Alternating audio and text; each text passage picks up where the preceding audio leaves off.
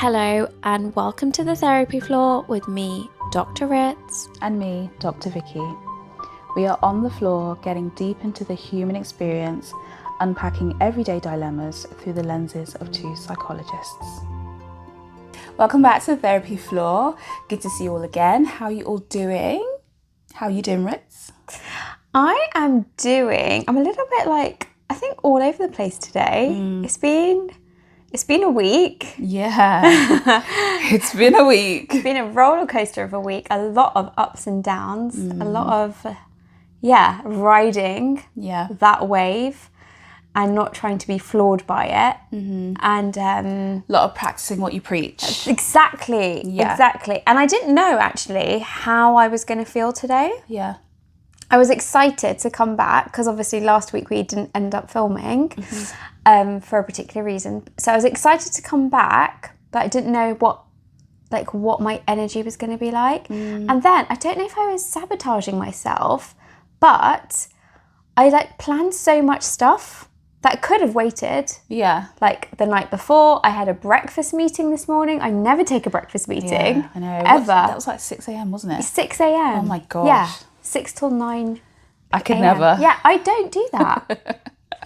I don't know. Sometimes maybe try and push yourself when you've had a bit of a setback. Yeah. To maybe prove something. So I don't know if that was going on for me. So yeah. I feel like I just took over that. It's okay. It's all right. How are you? I'm good. Yeah, I'm good. I'm just going to leave it at that. I'm good. A bit of a random and aside. When you have clients, do they ask you how you are? Yeah, they do. And what do you typically say? I think it depends on the client. So with my really long-term clients that I've seen for years, and I'm talking years, I'm happy to say how I am. Yeah. But if it's a new client, and if they keep trying to make it about me, I'll bring that up with them and what that might be about. But I'll just politely often navigate it back to them. What about you? I think same. I think with some of my longer term clients, I will say, but I always like to keep it brief. And the reason why I'm asking this is because, when I was learning, or training rather, in one particular placement that I had, it was a psychotherapy placement. There was this thing of don't answer. If a client asks you how you are, don't answer. I think that was also the ethos at the university. Yeah. Or on our training program. It probably was. Yeah. But I think it just makes it so awkward. Yeah. And I think there's a way to be not guarded, but there's a way to be, I don't know, a little bit not over familiar, over friendly, but still friendly. Yeah. And you can say, so I would just say, yeah, I'm okay. It's been a long week, but looking forward to the weekend or whatever. Because also you don't want to be like, oh, I'm having a crap time. And then your client starts to look after you. Yeah. Or they're like, okay, so how can you help me if you can't even help yourself? But then equally, some people feel like, oh, this is weird. I know you know so much about me and I don't know anything about you. And I feel a bit rude not asking how you are. So anyway, that's a very long intro, but it actually reminds me of our training. Yeah. And now I'm having a flashback, and we did do this. Did we? We studied this. We actually spent a whole day on this. Oh, that's good. And because you can remember things and I can't. And one of the trainers said that their response to that is when somebody says, how are you? To say, I'm here. How are you? What do you think of that? I think, again, that was when we were in our psychodynamic year. So from that perspective, if you're doing maybe a pure psychodynamic approach, it makes sense. Yeah. But I think, again, if I had a good relationship and a history with a client, I wouldn't feel comfortable saying that. Yeah. I'd feel quite comfortable to be like, oh, I've been a bit like this, or yeah, I'm actually really good. I'm having a good week. Yeah, I'm glad to see you. Yeah. Yeah.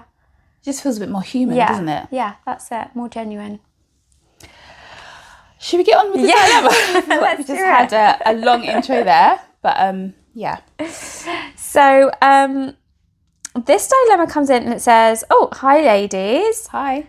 I love the podcast and learning about the roots of where issues come from. Here's the dilemma I'm having. I'm from a really close family. It's my parents, my older 2 brothers, and me. My eldest brother is married with kids. My middle brother is single, and I'm also married with kids. We're a tight-knit family, live in the same area, and socialise together weekly. I've been having issues with a school mum over the years.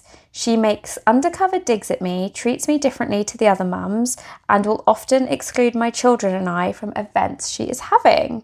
I've talked about her to my family, who have always supported me, told me to not let things bother me as I have a good set of mum school friends.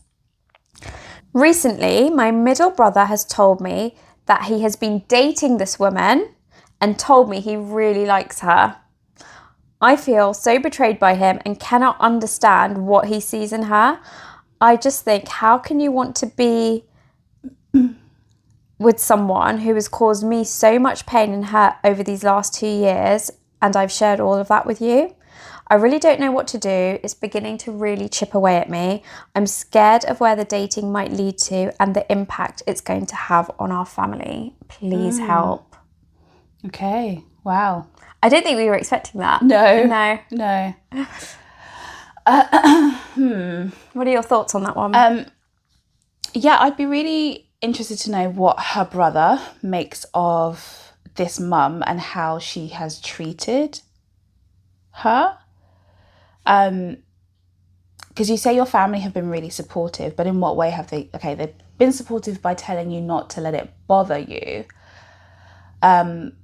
But is there anything more to it? Do they agree with what she's been doing? Because you say that some of it has been a bit undercover digs.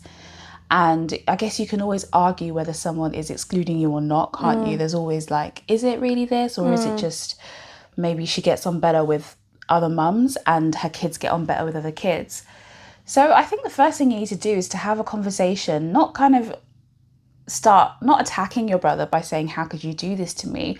But literally just being curious, like, what do you make of the fact that you're dating someone, the person that you're dating has this effect on me? Like, just what are your thoughts about that? I think I'd start off there. I mean, you don't really have the right to tell him who he can and can't date, do you? I think that's the hard one, isn't it? Because she's probably aware of that she doesn't have the right. Yeah. I wonder. But it's hard because it doesn't then like deflate the betrayal she's feeling. Yeah. And that's such a strong word, isn't it? Betrayal. Yeah. And people can have different definitions of it, because your brother may not see this as betrayal. Or maybe he does. Maybe he does feel like he is doing something wrong, but he really just wants to go with his heart. I'd be interested to know how he told you. Yeah. Like, how did he bring it up with you?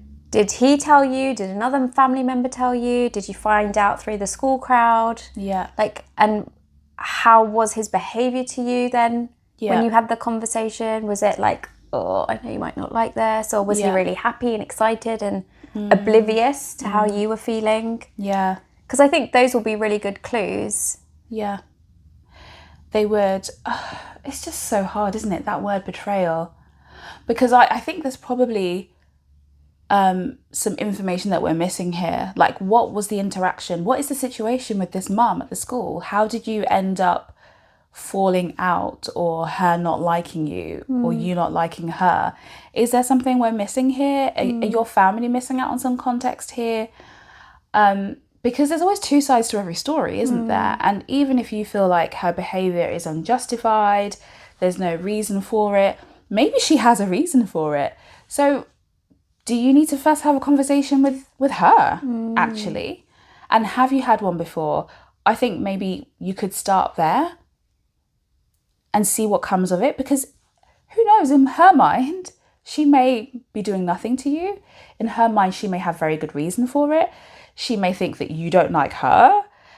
And yeah, she could be thinking all sorts of things. So I think having a conversation with her would probably be helpful maybe after or before you have a conversation with your brother about, what he thinks about it all as well. I think a lot of what you're getting at is about getting clarity. Yeah. And it's so hard to get clarity and to have difficult conversations, isn't it? Like, we come to this time and time again. Difficult conversations are not easy, they're awkward, but so necessary for clarity, so you can stop having assumptions and you can actually know this is what it is. Yeah. And it can be out there for everyone to then know how to deal with it. And I think when you're getting clarity, or when there's hope to get clarity, I think about what your intention is going to be with that, with your brother and with this woman. Is it to find a way to move forward? Is it that you're maybe trying to prove a point? Or is it that, has it not landed on him how you feel that she's treated you? And as you said, how could he go and do this and not take your feelings into consideration? So I think it's really important to get clarity on what you're wanting as well from the situation, so that you can get clarity from others. But then on top of that, recognizing the aim isn't maybe to go and change him or change his mind, but just to be transparent about how it is impacting you. And what's that like for him? Yeah. And I also want to even challenge this word of betrayal, not to invalidate how you're feeling, but it is such a loaded word, isn't it? And when I think about betrayal in typical relationships, betrayal happens when there has been like a breach of trust. But you also need to know where the parameters lie in order for someone to know that they're crossing it. Do you know what I mean? And so I wonder, in his mind, has this ever been something that is like an expectation, that you do not have relationships with people who you don't like, or who other people in your family don't like? Has that been an unmet expectation, really? I think it is, because it's interesting how they start the dilemma. I'm from a really close family. Yeah. So it's setting the scene. Yeah. Like, we are a tight-knit family. Yeah. We socialise together weekly. We live in the same area. We spend time We together spend time together. So as a family, you're spending a lot of time together. And what you say at the end is, I'm scared of where the dating might lead and the impact it's going to have on our family. So there's a fear that this new person that you already have a history with, she might not have a history with you, but you certainly have a history with her. You're worried about how this person is coming into that knit, coming into that circle, and what that's going to do to this tight-knit family, the dynamics of the relationship. Yeah. I wonder if what you're actually saying is, I'm scared of losing my brother. Because if I don't get on with his partner, the person he's dating, what does that mean for our relationship? Yeah. You sound actually really proud of your family and what you guys have all built together. And I wonder if you're feeling a bit threatened. Because I think betrayal's also about feeling threatened. Yeah, do you think? Yeah. Yeah.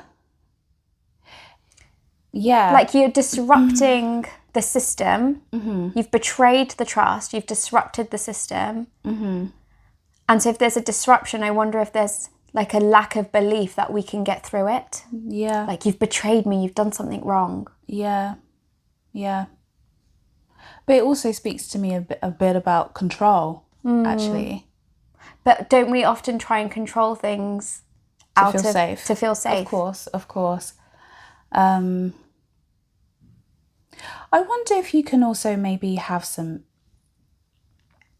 empathy and actually place yourself in your brother's shoes.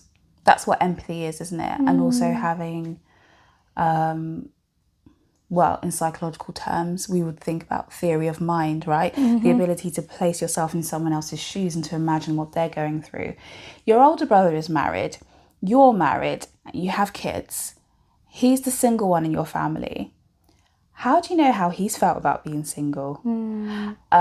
actually, is this the missing piece, the puzzle for him?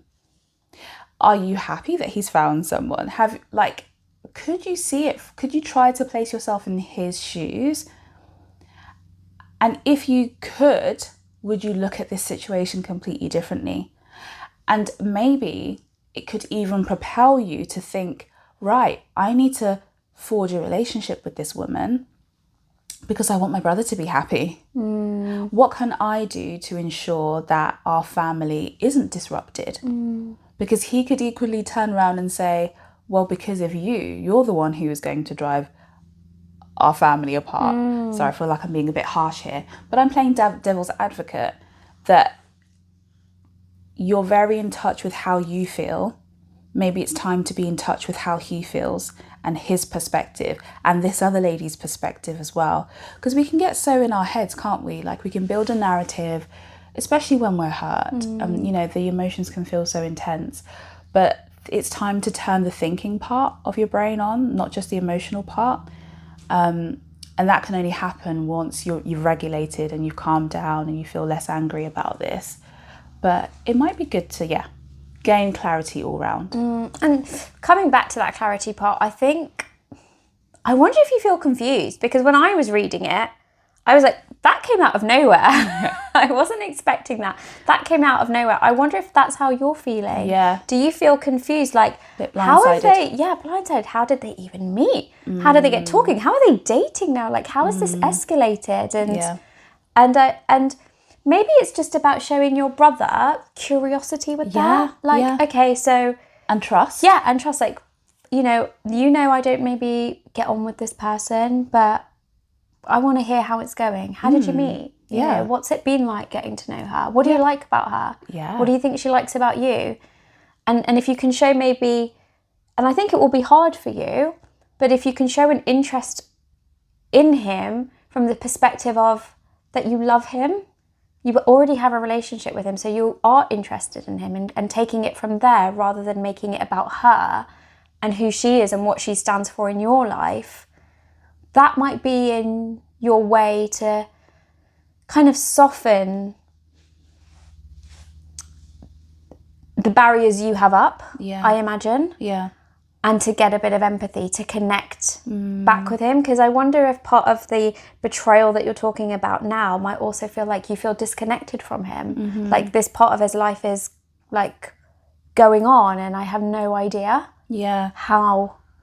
How does this even make sense? But I think the betrayal, again, coming back to that loaded word, feels so heavy because this lady has such a significance in your own life. Like, this is something that you've been thinking about, you've been feeling intense emotions about for a while, right? Over the years. Yeah. So I wonder what has stopped you from, unless you've just not told us, but what has stopped you from trying to understand this relationship a bit more? And maybe she didn't need to. Because she says, you know, I have a good set of mum school friends. So maybe she's just found her tribe and there's just someone she didn't click with. I don't know. You feel like there's more to the story? I feel like there's more to it, because why does that person have to play such an important role in your life then? If you have a good set of friends, it seems like you've had to have your family support over this. So it's been significant enough for you to talk to your family about it. Okay, fine, not just once, not twice, over the years. So who is she to you? Like, what is it about her? I know it may seem obvious that it's just the way she treats me, but have you felt comfortable to have a conversation with her about it? To try and make bridges or make amends, or to realise that actually maybe you're just two different people? Because if you had arrived there, then that also can feel quite freeing, can't it? Oh, we're just not each other's people, and that's okay, but we can still respect each other and kind of veer away from each other. It wouldn't have such a weight. And a prominence in your life. Yeah, the acceptance, you know, that you're talking about, that is freeing when you get to that place of, actually, we're just really different, and that's okay. That's okay. There's a liberation to that. Whereas I think when you're grappling with, why don't we get on? Why is she Yeah. always Why is she attacking being me? mean to Why is she me? being mean to me? Oh, there she is at the gates. Right, I'll just sit in my car until she's picked up The her story kid. is building and building. Yeah. You're adding more layers to it. It's becoming stronger in your mind. And it becomes something then to focus on. Yeah. Which then, I can understand then why you'd feel like, oh my gosh, this is a betrayal, because this woman is intentionally hurting me, and my brother has chosen the woman who intentionally has chosen to hurt me. But maybe there's more to the story. So I think a way to move forward then with it, so that it stops, not that it stops chipping away with you, but that maybe you gain some protection for yourself of letting it chip away at you, would be to maybe discuss some of the things that we've talked about. So gain clarity on it. Yeah. Find a way to connect with him that has empathy, and use genuine curiosity to drive that. Yeah. And see where that takes you in having those difficult conversations, because I think they will be really difficult for you. Yeah. Yeah. And you don't have to let this tear your family apart if you don't want to. And actually, this may depend less on your brother and more on you. Maybe. Yeah. You don't have to be controlled by it. No. And if anything, this could help to bring you closure anyway. So I hope that helps. I feel like I've been a bit tough, Vicky, today. You have. Yeah. You have. It's needed sometimes. It's the energy today. Yeah. But thank you for sharing that with us. Thank for writing. But I sometimes think dilemmas can bring that out in us for different reasons. Yeah. So I wonder if what was going on, obviously don't have to share it, but what came I think up for you? what has come up for me is, why are you letting her play such a big role in your life? So you're like her voice. You want to be her voice. Yeah. That was the energy you were bringing. Advocate for yourself in this situation. Yeah. Thank you for sharing that with us. Thank you. And join us for part 2 next. See you. See you. This is Dr. Ritz. And Dr. Vicky. Remember to like, subscribe, and follow us on our social media channels.